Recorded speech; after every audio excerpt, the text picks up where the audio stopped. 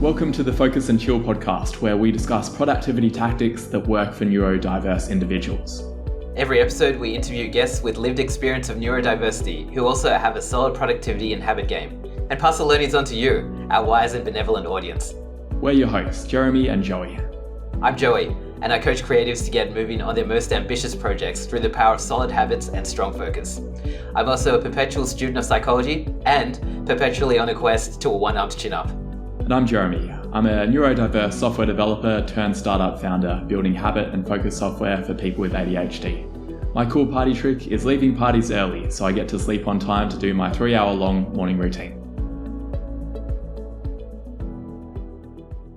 The Focus and Chill podcast is brought to you by FocusBear, a habit and productivity app that makes healthy habits and deep work the path of least resistance. If you have a tendency to check emails or scroll through Instagram first thing in the morning, but long to develop a meditation and exercise habit first thing, FocusBear can help you. The app blocks distractions on all your devices and guides you through your habits one at a time. Throughout the day, FocusBear assists you to stay in deep work by blocking websites and apps that are unrelated to your chosen focus mode. Life's not all about work though. You'll be prompted to take regular breaks to rest your eyes and stretch your muscles. At the end of the day, FocusBear helps you switch off. Work-related apps get hidden so you can unwind and sleep well. Check out the app by going to focusbear.io. Welcome to episode number 14 of the Focus and Chill podcast. We've got a special episode today. We've decided that we're so interesting that we don't need to interview anyone else. We're going to interview each other about information management, fitness, and also something we've learned recently which may have really irritated us. You'll find out a bit more when we get to that section. But we'll start out with... Such a good trailer. We'll start out with things that don't irritate us, which is tools like Zettelkasten, Anki, and other ways of doing spaced repetition. Joey, do you want to give us a bit of an overview of what spaced repetition is and why it's important for you? Yeah, sure. So spaced repetition is the process of trying to commit something to memory. Well, it's one of the methods that you can use. If you imagine giving yourself, like after reading a book, you just like give yourself a quiz on like some of the points of the book. So for example, I just finished reading Friends by Dunbar, which is a very, very dense book, very entertaining as well. But without turning this to a book review, it's so like one of the things that I learned about it was, for example, the reason why a lot of the time romantic relationships get prioritized over platonic friendships, even though platonic friendships tend to be indicators of like so many good outcomes later in life, and like a lot of romantic relationships tend to be fairly ephemeral. That was always a mystery to me. Like, basically the answer to that, one of the hypotheses for that is that the idea of friendship, someone that we maintain a relationship with that is neither related to us by blood or connected to us via child rearing, is a very recent phenomenon.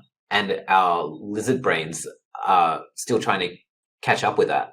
And so that's why I know about you, Jez, if you've experienced this, but when you have a friend and they suddenly go underground when they meet a romantic partner, I always am on the lookout to not be that guy, and I check in with my friends to make sure that I'm not that guy, or that girl, or that woman, or that human, should I say?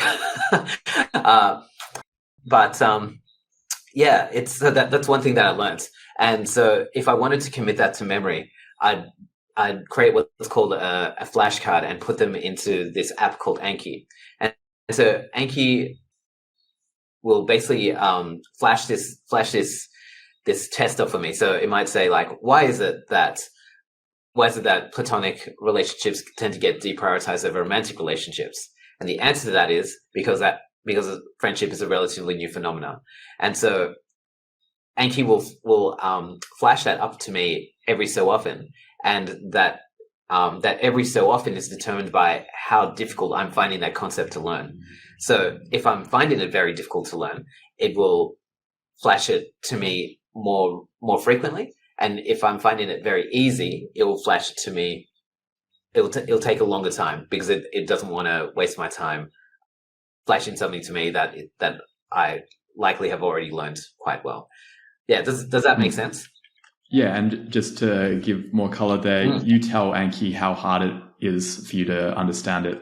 So after it shows the answer, you tell it very easy or very difficult, and based on that, that's how it decides the time to show it to you next. So if the Dunbar concept is really quite intuitive and you remember it instantly, it won't ask you again for a couple of months, but then maybe you've forgotten it by then and you then choose really hard, and then it might ask you a few times over the next couple of weeks. Yeah, and that cool. tends to work quite well. I use Anki too, and it's helpful in terms of making sure that I'm not spending a lot of time looking at things that I already know, because that can be quite frustrating as well if it keeps asking me the same thing. But when it's asking me things which are, I think there's some kind of rule of thumb that you should fail. Is it something like 30% of the time? That the majority of the cards you should be able to get easily, but then 30% of the cards, they should be a real challenge. And that's actually where it starts to strengthen your hippocampus and make it easier for you to be able to retain concepts in general. I like that. I've also heard the 85-15 rule as well on the Huberman Lab, which is basically the idea that you should be aiming to fail in your practice about like 15% of the time. So like you're saying, that's probably the correct percentage. Oh, is it? So if you got, I was making up 30%. Oh, right. So if you got like 100 cards in your deck, you should be like being able to ace 85 of them, and about 15 of them you should be getting pulled up on, like, and basically saying, oh no, that's not quite correct. That's and I think the reasoning behind that is because when you make an error, you actually are more alert than when you don't make an error. And so that's I probably don't follow that enough really in my Anki deck. I just take in things and I stick them in there, and maybe I could actually benefit from implementing that rule a bit more. How about you, Jess? Yeah, I think it is a bit deck specific for me. Right. Because I've got some decks where there's a lot of cards in there and it probably naturally falls into that 85-15 rule. But then I've got a few decks that I haven't actually added cards to for several months. And all of the cards are pretty easy because I don't have many cards in there. Even though I know them so well, it probably shows them to me every couple of days. And I think I need to do something about that. I should probably actually merge some of the decks so that I have a bit more interleaving and that there's a bigger gap. I'll make that one of my actions after our call. The other thing I was going to ask you actually, so with the 85-15 rule, I do have a card about that and I've just recorded incorrectly. What I'd like to do is to go in and then flag that card as something that I don't know well. But I don't think there's an option that I'm aware of. At least I've got two Anki apps. I've got the official blue Anki and the orange Anki. I don't think I can do it in the orange Anki. Do you reckon you can do that in the blue Anki? My workflow for that is, so the blue Anki, is that Anki Droid? The original one. The original one, right? Yeah. So my workflow for that is if I find that a card needs work, I'll write myself a little note in one of the fields, usually the extra field, and basically say, like, for example, like, I tried to recall this and it came out incorrectly, make this stickier or something. And then I'll suspend the card. And then every week I have what I call like an information consolidation session where like I look back on notes that I took during a given week or something, but I also review any cards that are suspended and like look at how to reinstate them. Yeah, okay. Do you do that with leech cards as well? Yeah, I do that with leech cards as well. So a leech card, I've encountered it occasionally, is where you have a card and you get it to the point where you should have memorized it and you keep on doing really easy. And then maybe a month later, you try it again and you've forgotten it. And it indicates that there's probably a problem with the way that the card is written, that it's not sticky enough. Because they talk about, there's this great essay about Anki where it talks about how to design your cards. And one of the things that I remember from that is that it says that Anki isn't necessarily, you can't brute force your way through memorization necessarily, that if there's a really complicated card, for example, I've got one which is name the values of Scrum. And it's quite complicated because that's essentially a paragraph long of text. And this guy's argument is that you're going to really struggle if the prompt is fine to remember the 4 values, but if I'm trying to remember literally probably 120 words, that's quite hard to really stick in there without some kind of additional memorization technique. He suggests using mnemonics and potentially imagery, other anchors that could help the concept to stick better in your memory. Yeah. For that one, I'm using CRIW or CRIW to help me remember it. So I remember customer collaboration, responding to change, individuals' interactions, and working software over documentation. And that's pretty easy to remember due to the mnemonic. But if I didn't have that for a while, I was just trying to brute force my way through it, and it was ending up as a leech card. Yeah. I think this comes down to a lot, like you said, to the card design as well, right? Because it sounds like what the card type that you have there is like a basic, like what's called a basic card. So imagine if you've got, like, on one side of the card, it written what are the values of Agile, and on the other side of the card, you've got the answer. This big 120 word answer. That seems like it'd be quite difficult. That seems like a really advanced level of difficulty. Whereas if I was struggling with something like that, I'd probably use the have you heard of the closed card type, Jess? No, I haven't. Oh, okay. So I'm not sure this is like a special blue Anki droid thing that's left out of the orange one. But by the way, blue's better than orange. Use the original blue Anki, not the Anki app one. They'll teach you to be a hipster. So a closed card type is, imagine instead of like a question on one side, answer on the other side type of quiz. Imagine it more as a fill in the blank type of quiz. So it might be blank means that we prioritize work in software over documentation or something, which is probably giving it away too much, because that's like that very value is just like isn't it like documentation over working software? Am I getting it right? Is this right? Is there like a they value working software more than documentation. But yeah, I get what you mean there, and that makes so that's a lot more closed sense. with a Z. Is that closed? Closed with a Z. That's right. Yeah, that is. Yeah. CLOZE. Yeah, that's right. Yeah, sorry. Yeah, that's a good idea. I might look at implementing that for some of the cards which I'm finding more difficult. And it might help too, because I was going to ask you about, I really admire people who are able to recite poetry or long quotes from various texts. But I haven't really figured out a way to do that. And maybe that's one technique. Do you have any thoughts around both the value of that and also any techniques for doing it? Good question. I've heard that the only real way to enjoy poetry is to have memorized it and to be able to recite it. I haven't really taken that on board. I guess I just find poetry difficult to get into. I've been trying to get into some Rumi for the last couple of years, like the same book, and it's I find it a little bit hard going. But people tell me that, and it's an audiobook as well. So a lot of people tell me that poetry is best enjoyed written, read to yourself, and then recited back to yourself.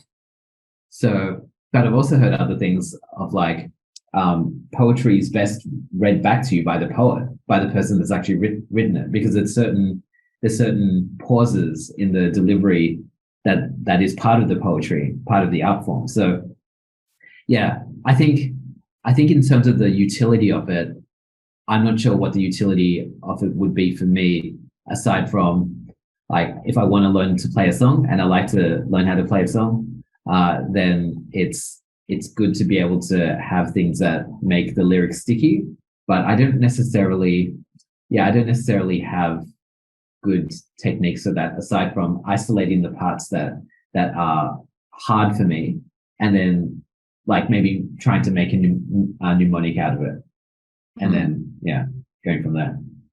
Where I think the utility of learning quotes, maybe poetry, is a bad example, because really the only time that I'm going to want to memorize poetry, I guess it could be valuable in what you were saying in order to just digest a bit more, but it's probably mainly to recite it to other people.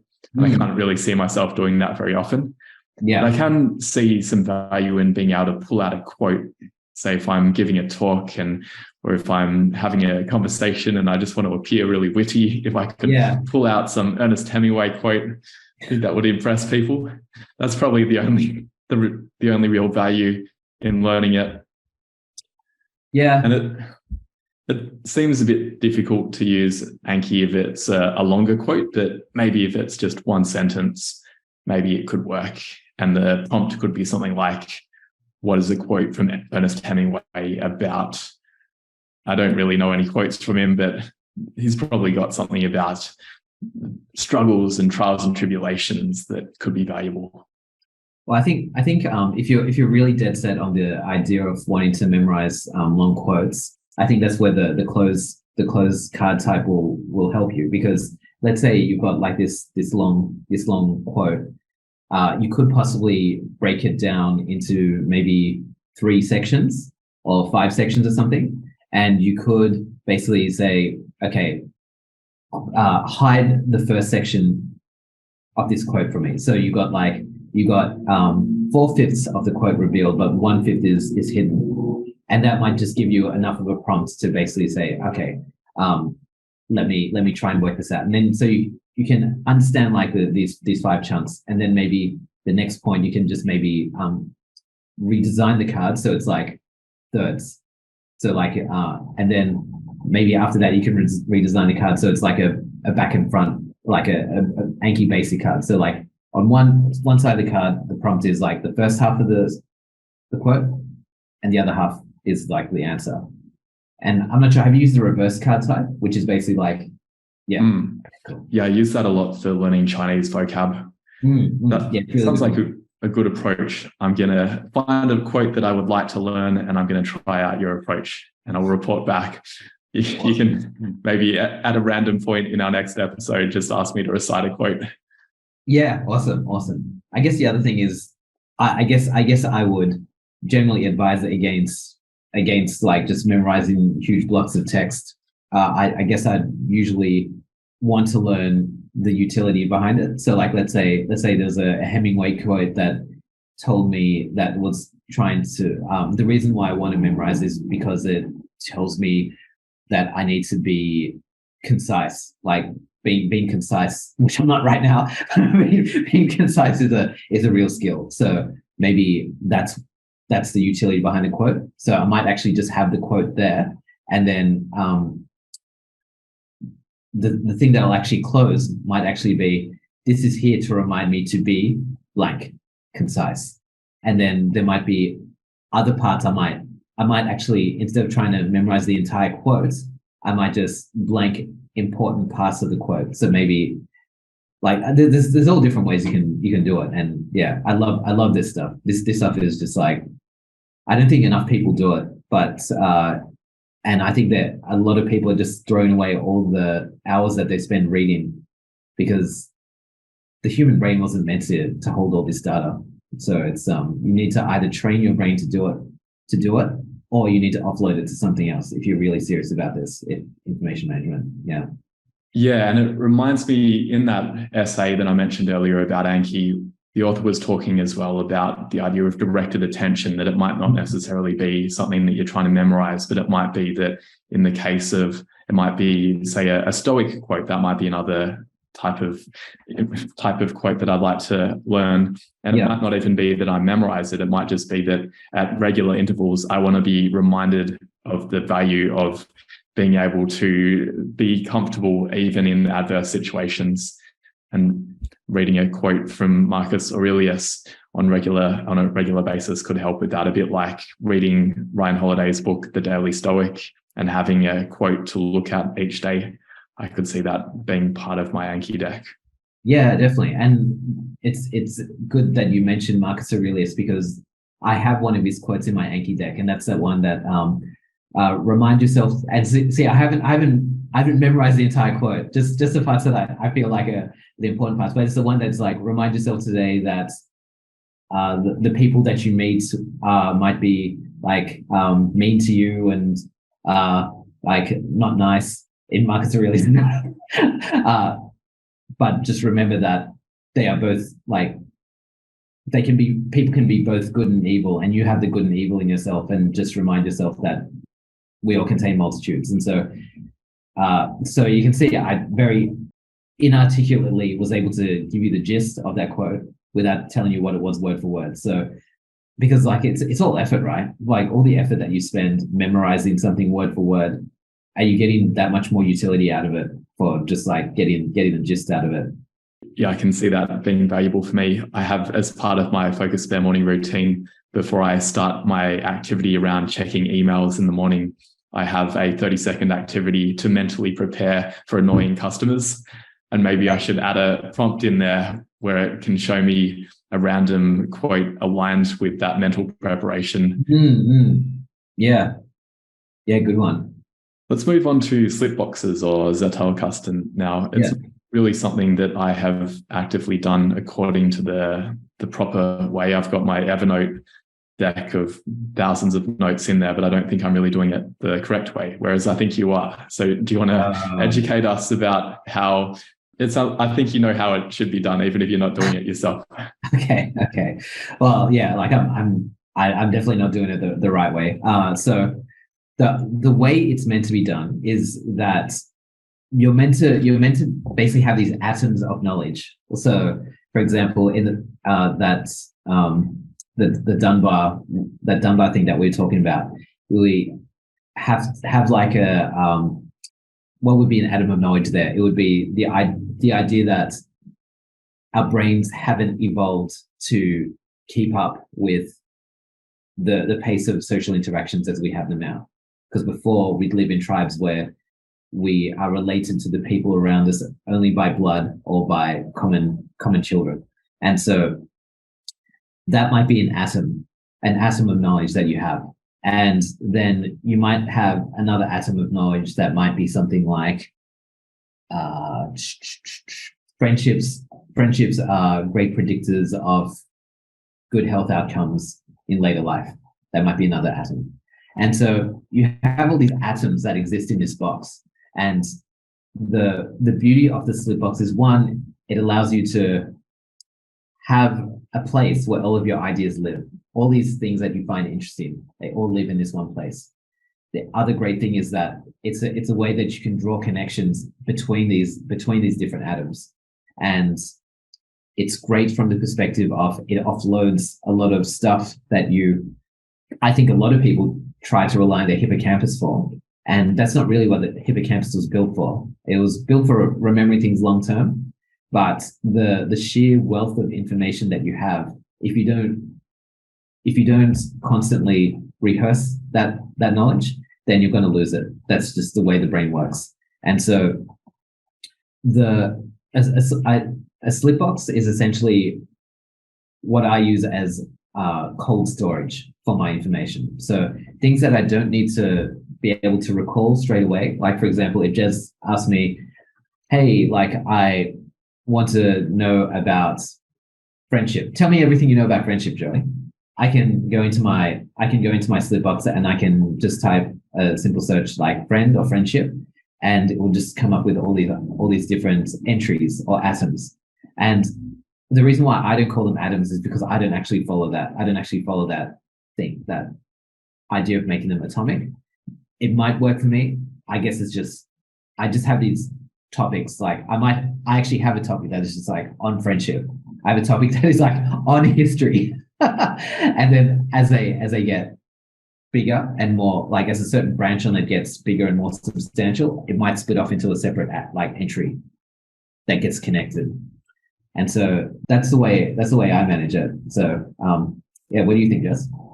The part that seems useful and relevant for having a slip box or just some way of a knowledge repository is that at the start of the episode, or maybe it was when we were trying to record the first time and it screwed up, that I was talking about the value of Anki is that if I'm say coding and I need to immediately, I've forgotten the syntax to be able to do a particularly advanced way of say fetching data from a third-party API.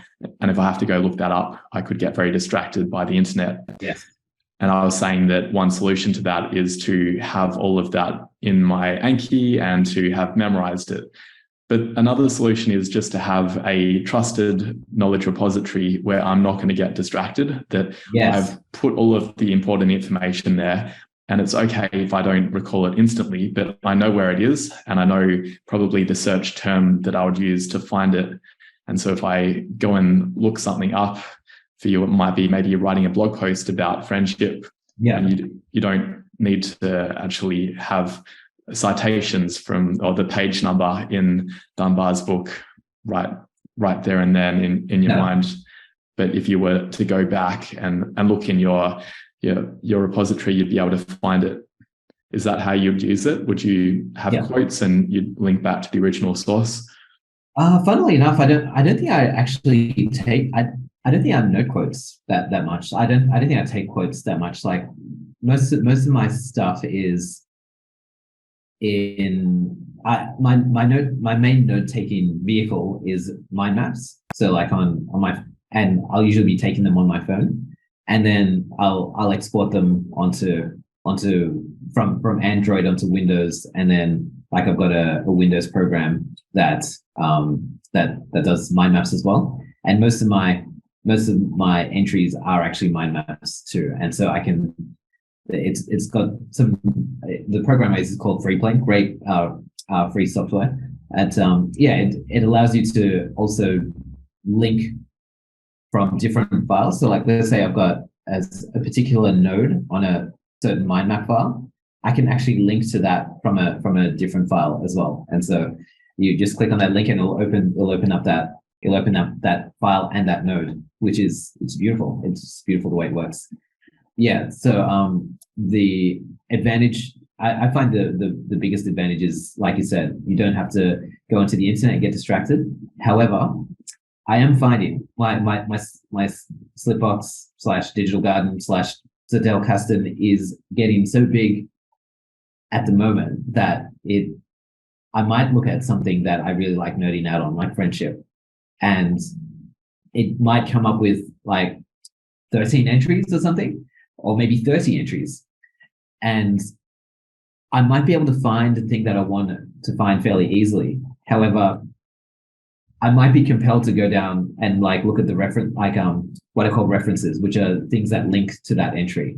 And so it might be like, oh, like I can see the opioid epidemic is connected to friendship. What's that about? And I might follow that link. And then there might be another link that I follow. But like it's a pro and a con, right? Because drawing these really cool connections is one of the great, like what do you call it? It's one of the key ideas behind creativity, and being able to produce insights that possibly only you can. And so I think that's one of the great benefits of it. And like I guess when you're on the internet, you're generally following other people's connections rather than your own. So yeah. Yeah, I think it's probably inherently more likely to turn into a rabbit hole if it's other people's information. Yeah. Because if you're looking at your own notes, you probably have some recollection of what's there, even if some of it feels fresh. That's it. A little bit less rabbit hole-y. I always find if I go on a Wikipedia mission, I seem to end up on military hardware. I'll start looking at some historical event and then I'll click on a tank, and then it ends up me looking at modern tanks half an hour later. Yeah. Whereas less likely for that to happen in my own Evernote. Yeah. It's a bit more sandbox. So it's and also like you're not likely to get spammed with ads and stuff as well. And all the stuff is in your own words. So it's probably the friction is probably, like you said, the friction is probably a lot less as well to jog your memory. Yeah. Yeah, well, I just saw there's a new Evernote feature to add links between notes. So maybe they're actually making it easier to do Zettelkasten in the way that it was meant to be done. I haven't ever tried mind mapping, or I've tried it a few times, but I haven't made it into a regular practice. Maybe that's my homework to give it another go. When you do it on your phone, are you actually drawing it out by hand, or there's an app and you're typing on your phone? Yeah, it's an app. It's an app called Simple Mind, and so they've got it's a freemium type deal. I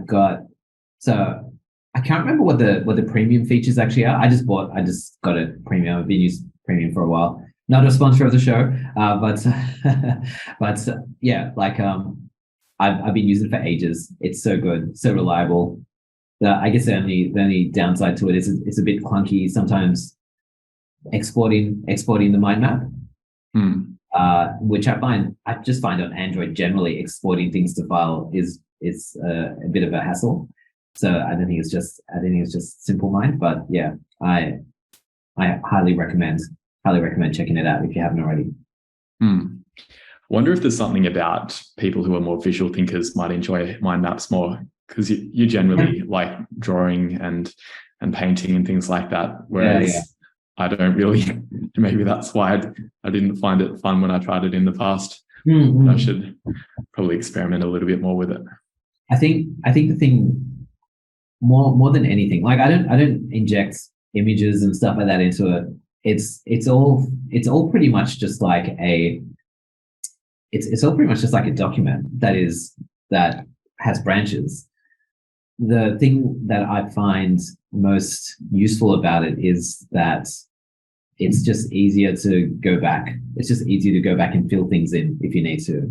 Rather, if I had a linear document, I'd find it more difficult to find where to go back.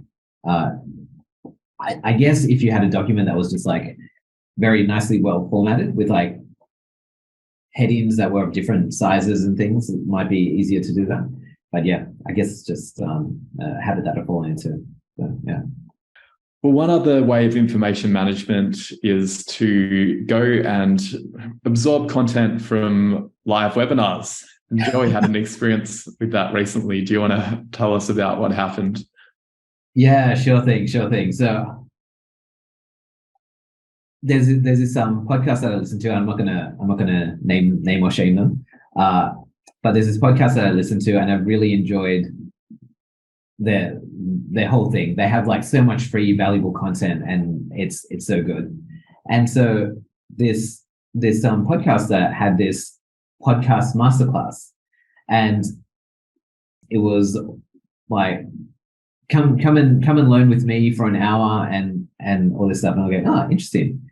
So when I went to register, I saw that she had actually she had a lot of time slots. So it was like every hour. Yeah. It was like every hour. I'm like, wow.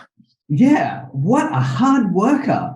Amazing work ethic. And so I was a big fan of hers, and was. So you can probably see where this is going. So I was a big fan of hers, and so I was like, this is really like this was designed for people that haven't started a podcast before. But I was just thinking it'd just be really great to be able to interact with her and to say I love the show, and you've given me a lot of value and stuff. And so I registered and got onto the registered, got a couple of emails that were like, oh, I can't wait for us to like work together like in 15 minutes. Like it's interactive, so make sure you bring a pen and paper and stuff. So I went in and so like, oh yes, I get to finally meet this person. So this is pretty cool. And so the first thing that I thought was weird, apart from all those like all that availability, was that there was like a countdown. So it wasn't like when you go into a webinar, sometimes you just log into the webinar and it will just be like, there'll just be like the host going, oh, we're just waiting for some people, or just like, yeah, hey everyone, like, but no, there's like a countdown. And so that's interesting. But I didn't think anything of that. But then when the webinar started, I noticed in the chat that I could talk only to the admin, but everyone else was having a jolly conversation, going, hey, like let's see you here and all this stuff. So I'm going, that's strange. So like how are all these people having a conversation and yet I can only talk to the admin? And so as it went on, the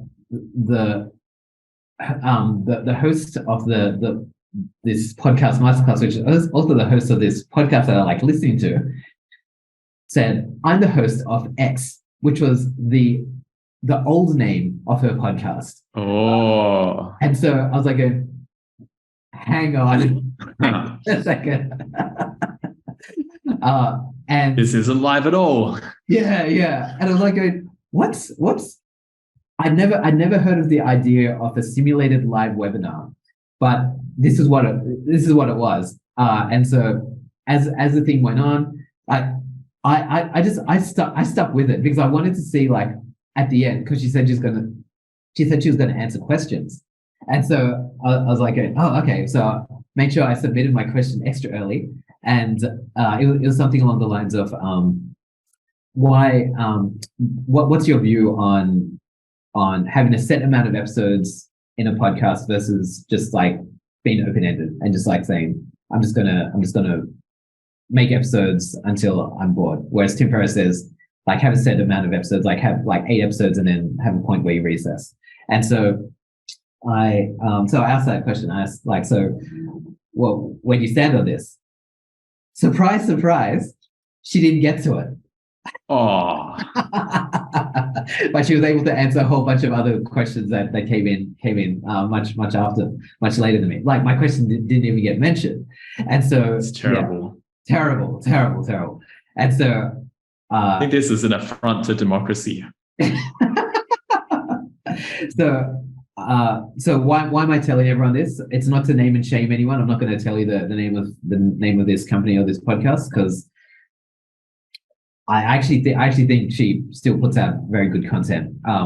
Even though I feel like this is a bit dishonest, like basically telling people that, yeah, I've been trying to be charitable here, Jess. I mean, it was free as well, in terms of, but yeah, like that's the other thing, folks. Like, value your time as well. It's like, even though something is free, like in terms of money, make sure you value your time as well. Because I just felt like, well, for anyone that isn't clear what's happened here, basically, this podcast host has basically said, let's do a podcast masterclass where it's going to be interactive, but she's actually recorded a webinar, so it's not actually interactive at all.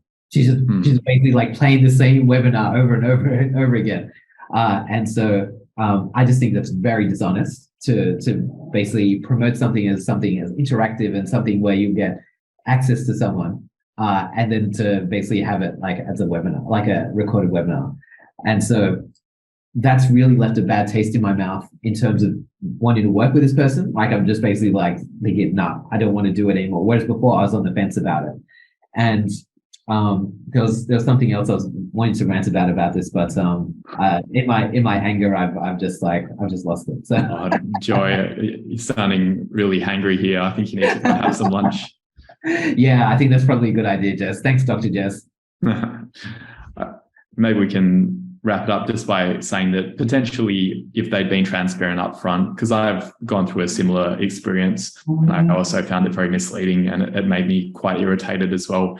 But I think I would have been okay with it if it had been marketed as, here's an opportunity to watch a webinar that was recorded in the past and see other questions that people might have asked. And my team will be there and you can ask them questions. I won't be there personally, but my team will do their best to be able to answer them. Because they did have someone there. It just wasn't the actual host, right? Oh, no. For my experience, no one was there. Like, it was just, unless all this like stuff in the chat was actually people typing in there, but that all just seemed to be pre-recorded. Like, it was, yeah. Because with mine, there was the pre-recorded chat, but there was also real people, stooges from the company. Answering questions. Yeah. Oh, right. And my questions were basically, is this fake? This doesn't seem like it's actually live. Yeah. I didn't have any questions about the content. I just had questions about what is actually happening here. And then I was like, I'd like to make a complaint. This is really misleading. Yeah. They did answer it. But it's a missed opportunity there, that they have people there so that they can actually, I guess they're salespeople, which is fine, but they could have answered questions. And if it was framed in that way, I think it would have been all right. So much. Yeah. It just felt a bit like, it felt like they were insulting my intelligence. It's like, do you think I wouldn't have found out? Like, there's so many obvious, so many obvious examples of this isn't happening. And I remember the thing I wanted to tell you is the experience I felt was that you know how people say, like, don't meet your idols because you'll just be disappointed. And so I wouldn't say I idolize this person, but I think of this person as like a role model. But it just felt a little bit like meeting a role model or someone that you look up to, and then noticing that they are like crooks. That's a bit of a strong word, but like noticing that they're a fraud, and not only that they're a fraud, but they've actually committed fraud against you.